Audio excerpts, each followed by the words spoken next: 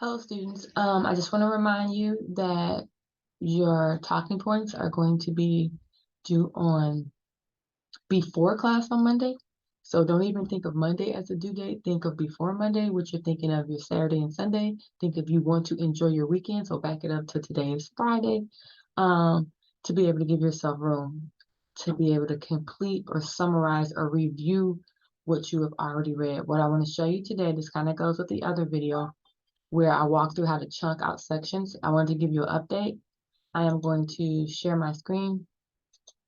And you're honestly looking at my kind of calendar. So this is one way, dismiss that. If you look at my calendar, because all of you have real lives, this is the Outlook calendar that goes like with your regular when you check your email stuff. So for example, just little reminders, real life. I know it's my uncle's birthday today. I didn't want to forget because I'm supposed to be taking him out to dinner. I knew I needed to grade some papers for another class. I had a meeting at 9:30. And in between those, I was like, okay, I need to squeeze in time for reading because I did not finish my readings. I'm reading in 15-minute chunks and then I'm summarizing, so it takes me a lot longer. Heads up, I do this as a strategy to help with my ADHD. I cannot read for prolonged periods of time and remember things. I have to chunk them, I have to summarize them, I have to talk through them, I have to have background music. I have to give myself a break away from it, then I have to come back and then I have to review it and I have to add onto it. And I have to do it throughout the week. So I want you to think of like how you eat a meal every day, hopefully 2, 3 times a day you're eating. That's how reading is supposed to be. You're chunking it out. If you just, it's not like a fiction book where you're sitting and it's like, oh, this is a juicy story, and you just juice all the way through it. Because with the fiction story, you could care less if you remember, and yet you do because you enjoy it so much. When you're reading informational text and it's not quote unquote enjoyable and there's not suspense and this great character you're following, it doesn't work the same way. And so you want to give yourself space to digest or process what you're reading. So with that being said, the reason I'm showing you my schedule is because I realized I needed time to read. In that 10:30 to 11:30, I'm like, okay, I'm going to get my 15-minute chunks, as many 15-minute chunks as possible, maybe taking a 15-minute break in the middle. I had to attend a class, and then I came back and was like, no, I am not done reading. I still have like part of chapter 1 not done and part of chapter 2. Because remember, I don't try to read a whole chapter. Depends on what was assigned. This week we had chapter 1, so I read 15-minute chunks of chapter 1. We had the podcast that was like an hour long. I was breaking that up in 15 minutes. If possible, we had chapter 2. I was trying to break that up, and then we had the article. I was breaking that up. So when I would kind of start to get a little fuzzy and bored with one, I would take that little break and I would jump into another text, which worked out beautifully because what I found, and hopefully you did too, was everything you were reading kind of blended together. So for example, it's 1 o'clock. I was able to finish reading early, and because I'm done reading, I could turn that time into being able to make this video for you, knowing that I still have a meeting to go to, something to pick up, and some other stuff happening. But I just wanted to give you an example of in real life, if you go through and use your Microsoft Calendar when you have some just quiet time to say, okay, how much time do I have today? What do I have left undone that I can actually squeeze in or put some time in on today so that I have more freedom for my weekend. Okay, so with that being said, I am going to now go to a different screen. I'm going to go to, I got to move this bar down, sorry. So talking points was the assignment. So far, one person has turned it in. So this is another reason I'm sending out this video because I want everyone to be successful and get your things submitted on time before Monday. And I don't want you to be rushing and Sunday night and have a sorry Sunday because you were thinking about talking points. That's not necessary. So once again, the link to the podcast is right there. You guys, it's not a 5-minute podcast, so give yourself time to listen to it. It will reiterate what she's talking about in chapters 1 and 2. It'll be a beautiful compliment, honestly. So if you do your reading and then you do the podcast or vice versa, they'll complement one another. So real quick, somebody asked a question last class and they're like, there's like 4 different things, the 2 chapters, the podcast, and the article. How am I coming up with 5 talking points from that? That was an excellent question, by the way. So I want to show you what I did. So I went through, I did all the reading assignments over the course of a week. And every time I just picked up, I took notes. So right now I have 13 pages of notes, and they're not long notes. So like that's my page 1. this is from Boyd and Badstone. This was from chapter 1. I simply put the date, and then I just write down a couple notes. This was from chapter 2, and literally whenever I do my 15 minutes, right at the end of the 15 minutes, I reflect. Here's my notes for the podcast, and I take notes and I move on. And like I said, by the end of a week, I had 13 pages of notes, what have you, and I was done. So I'll go through and review my notes, and which is what I just did. And so I went through my notes, I flipped through them, I looked at some things that were kind of reoccurring in there for me, some concepts that were repetitive, or some things that really stood out to me. And what I came up with, just me personally, was that ARA, those anecdotal records. And I'm like, I fell in love with that because I had a flashback, but I'm like, oh wow, anecdotal records. I remember doing this. So I literally made a folder, y'all, of what it was like. And actually, I'll turn the screen off because that's as much as you needed to see from that point. Okay, make this a little bigger. So I was like, oh my gosh, I remember doing that where I made my schedule with my kids and I scheduled time to read, to listen to each one of them during our rotations or our reading centers. And for example, I told them it was like our private appointments and nobody could interrupt it, and it was special for them. And they would bring a text that they were reading, a book they were enjoying that they had picked, and I would listen to them read. And what this is saying is basically, okay, you're observing them read, you're listening to them, you're watching what happens, but you're doing it very intentional because it's blending it with the Common Core. Think about that whole child article. And what you're doing is saying, so for example, to help manage it, I'm dividing my students into groups. I have a little flip card. When the child comes to read to me, I know what standard I'm looking for. You see, so I have the date, I know what standard. And for example, that standard is being able to answer questions about unknown words. It can, for me, as an example, I'd have a little text for them to go through where I knew there was maybe an unknown word for them. And you can also double layer this so you don't have to be like a single teacher, a single focus. So, of course I can ask about short E words and I'm listening for if they can, if they hear the digraph and all of that good stuff, but my standard I'm listening for, which is my focus, so I don't lose focus. Because if you don't have a focus, you'll notice everything and then you'll miss being able to properly intervene on anything. So having that focus helps me know what to listen for. And once again, it's almost like my chunk reading. I just take a little bit of time with each student to listen, to make notes, to see what's happening in their reading. And then I send them off to continue enjoying the rest of their experience, whether they're doing word attack skills or buddy reading or working on finishing or writing, whatever else they're working on. But then at the end, I take all of these cards who are individual students, take them off and they go in their own folder. So at the end, when I'm having a parent conference or I need to talk to a little is a child. That's what we'd say in my other school, littles. But I could then open up their own personal folder and it would be filled with all of their cards, and you do it for like 6 to 8 weeks or whatever your time frame is. And then you create this summary of what are their strengths and weaknesses. What are you noticing based on evidence? Not so-and-so can't, by the way, can't is a cuss word. Don't use that word.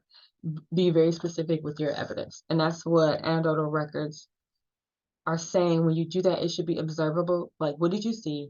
Use abbreviations. You don't have to write whole paragraphs. Write in the past tense, so-and-so was able to answer 4 out of 5 questions about the characters, whatever your focus is. But it's like specific examples. And don't be redundant because you're just wasting time, and who likes a repeater? Like, not many people. So that was one thing. So my talking point would definitely be about the benefits of that, because then you know what your students are strong in, what they need support in, and then you can provide really specific interventions for your students. People are like, how do I do interventions for all these different kids in all these different places? You make time for each kid, for each student. You have a systematic way of being able to know what is your standard, what are you looking for, how do you do that, how do you record it, when are you doing it, and which students are you meeting with. Just like you have doctor's appointments and hair appointments, you make an appointment, you have a schedule, you look at your bigger calendar and you embed it because it's something that matters. You have to have time to hear them read, and that's not going to be a whole group activity. You can deliver whole group instruction, but being able to hear and diagnose what's happening, That's one-on-one. You can't have a whole group doctor's appointment. You got to go in that office by yourself, and that doctor has to do some stuff that everybody don't need to know about. That's your moment with your student. So that's the beauty of when you're making these anecdotal reading assessment records. You know what I'm trying to say. Bleh. Okay, so the next one, the writing ladder was is I'm gonna do a talking point on that because I literally just used that with one of my college students. She had to write a paper, an essay about a perspective of a media that impacted or changed her perspective about a social issue or what have you. And we literally started with, okay, so what is the writing process? So we're gonna first brainstorm, right? We're gonna plan and we're gonna, brainstorm what you're thinking of. Um, and we walk through that process. Okay, so now let's kind of make a graphic organizer and kind of draft out what this could look like. And we know the structure is an essay, what have you. We were trying to group her thoughts as she was brainstorming. Um, and before we could even get to the rest of the writing process, the beautiful thing is when you look in your textbook, I think it's chapter 2, it talks about FTAP. And FTAP is just saying, okay, what's the format? In her case, the format was an essay. Okay, what's the topic? And her topic had to be a form of media. Her media she picked was the Hate I Give. It was a book she had read. And that was going to be her topic, was going to be injustice, police brutality, or something about injustice. The other A was author, which is her, the point of view she's writing from, and she was allowed to be able to use, her professor said she could use the word I in this particular writing because it was personal perspective, but not to do that for any other writing. So it kind of gave her the rules to, for genre. It was very important to know what she was writing. The A is who's the audience, who's going to be consuming this, who's the reader, which was her professor. And the P was, well, what was the purpose? And then that leads to pieces of the pie. You'll read that, you'll get a handout about that. But her purpose of course, was she was sharing. She chose that her purpose was to convey experiences she had had in her perspective. Generally, we think of purposes as for writing to persuade, to inform, to entertain. And she's like, I'm not trying to entertain anyone, and I'm not trying to persuade them to think the way I think. I am giving information, but this is pretty personal. And so when you have pieces, PIE, spell it. The CE part stands for conveying like that experience, or she's wanting to share that, and that's what she was doing. And so I was like, wow, like this is literally supposed to be a K2 strategy to help students to be able to have a systematic way of processing how they write through genres. And we literally were doing it in college, and it was really effective because we had to know what are you writing, and then what goes with that writing. Like, what are the elements that make that writing that type of writing? And we know that if you keep reading, you'll notice that regardless of what you're writing, what the genre, all genres have a beginning, a middle, and an end, and they all have their own unique little nuances of what's appropriate. It's like social clubs. Like, oh, you're going there. This is how you act here, when you're in church, at grandma's church, and this is how you act when you're in the club. Yes, they're both places people go and congregate. And things happening in the beginning, in the middle, and the end, but trust and believe, there's some different nuances to those two things, two places. So you need to know them so that you can function well and be acceptable to the audiences, both places.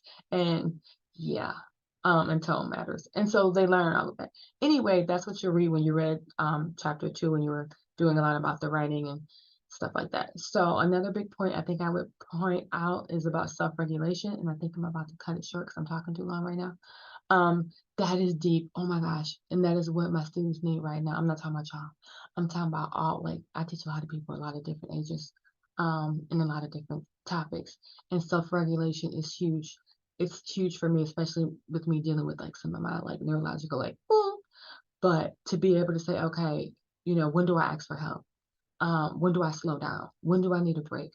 How do I keep from being overwhelmed? How do I budget my time? How do I deal with the challenge and face it and not punk out or quit? Like, that's all the soft skills. And yes, we're talking about kindergartners, first and second graders. Can they be taught this? Yes. Like, they can be taught, okay, what happens when I'm supposed to be thinking of an idea and I can't think of an idea? What do I do? And you're going to model those strategies. You're going to talk about them. You're going to do them with them. They're going to see you do them. You're going to give them time to practice on their own. And it's going to be this building up. By the end of the year, even the kindergartner will be able to use self-regulation and to be able to write pieces, even if they're going from initial drawing and dictating and invented spelling. But they're going to be able to very well orally communicate to you, my opinion is so and so, because, and Trust me, if you model that language, so when we talk about genre, strategy, instruction, this isn't just to have them become better writers. This is for them to be able to realize that their voice has power and that the sounds that come out of their mouth can be associated with these letters, and these letters can make syllables and words, and when these words can make sentences, and the same thing I can say out of my mouth, and things can happen in action and power, and people can understand me. And it's important for me to be able to use my voice in the right vocabulary and words and pause and learn how to say certain things certain ways. We model that with writing. So you are getting like a triple scoop ice cream when we do all of this. It's the reading, it's the writing, and you'll notice in some of the chapters how it's reading and writing, and it's the linguistics, and because writing is like heavy cognitive work. It's just like so much. I think chapter one describes like all a kindergartner is expected to do, and I swear it feels like medical school in 6 months, or less than a year. And these babies do it, and we just have to model it for them. I think the last thing I would talk about was, well, I did say the genre strategy approach, and then that last one about the importance of celebrating and sharing their work publicly, whether it be published, whether you invite the families to come in and hear it, the power of them knowing that their words matter, have them write about like literally things that are happening and have people come in, have them write the mayor and have the mayor, but let them know that, wow, I used my voice and I made wrote something and it went to such and such and look what happened. They need to see the action, the impact of their voice. And then writing doesn't become something you do at a certain time of day. It becomes something that helps you survive and communicate and grow up and be independent through all the parts of the day. So that's my talking points. I hope you enjoy your reading. I hope you are chunking your reading so that you have time for all your other classes. And I hope you're learning to connect the pieces of all of your classes to complement one another so that you're walking away with like heart concepts that you can take so that when you see your kids, you can be like, hey, I know what best practices are, not because I memorized a book, but because I have concepts that I studied that I know are good for kids. And regardless of what district I end up in, I'm going to be good for kids. So have a great weekend. And yeah, pretty much I'll look forward to seeing you next time.